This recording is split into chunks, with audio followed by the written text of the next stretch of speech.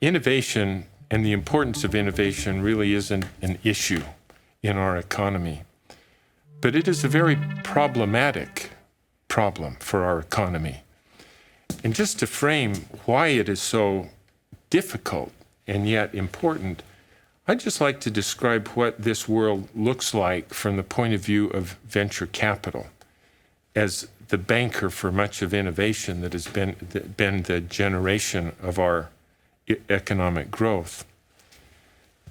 The venture capital industry collects some of the smartest people in our economy. And these people will get thousands of business plans from would-be innovators every year.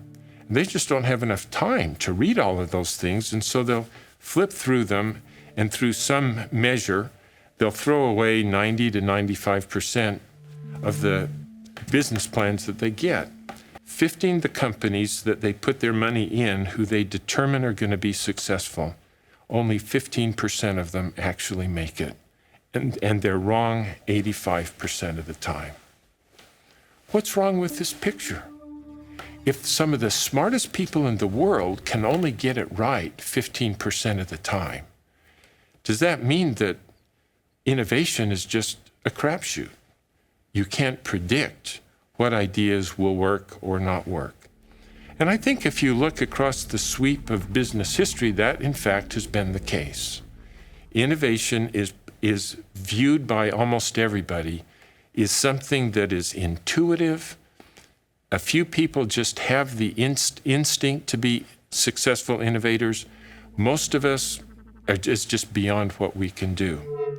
How is it that people like you and I actually can become innovative with a much higher probability that the innovations that we think of can actually turn out to be successful?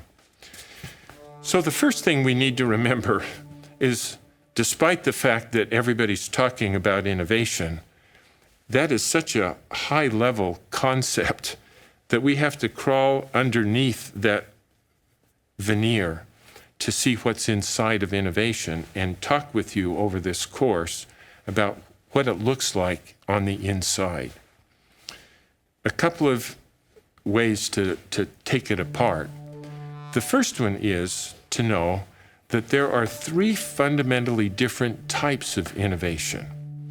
The first type of innovation we call growth innovations. And growth innovations are ideas, products, or services that transform a product which at the beginning is so complicated, expensive, and inconvenient that only people who have a lot of money and a lot of skill and a lot of time can own it and use it.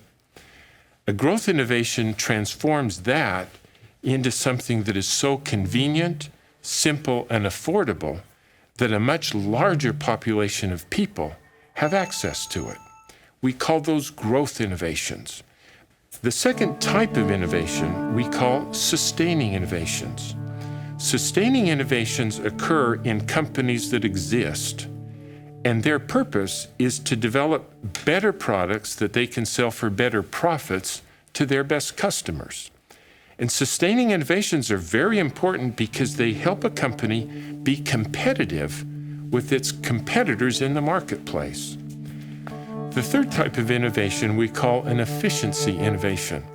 Efficiency innovations typically entail creating a new business model, not new products or services per se, but these business model innovations allow companies to deliver good products or services much more efficiently than historically could be the case.